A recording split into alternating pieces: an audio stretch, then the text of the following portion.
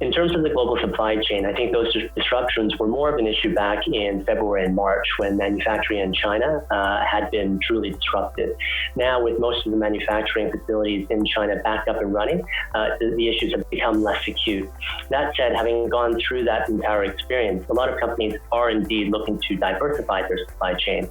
More broadly, I think, in terms of economies, companies within Southeast Asia, companies within India may stand to benefit from that flow through in terms of orders. That said, with respect to China, I think we are seeing a localization trend as more and more companies look to secure more supply from local companies to ensure that, again, their supply chains with respect to the US and Japan are a little bit more secure. In terms of opportunities for investors, I think the COVID situation actually accelerated a lot of the trends that we've already been seeing in the market. In particular, you've seen that shift from offline to online being accelerated by the situation. But other trends, such as the consumer upgrade story, are still very much intact, and we're investing behind that.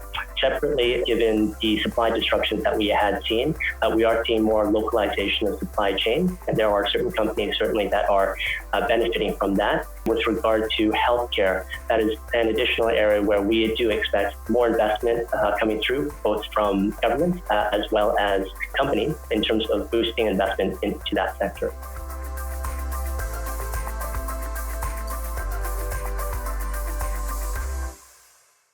Brought to you by UOB Privilege Banking.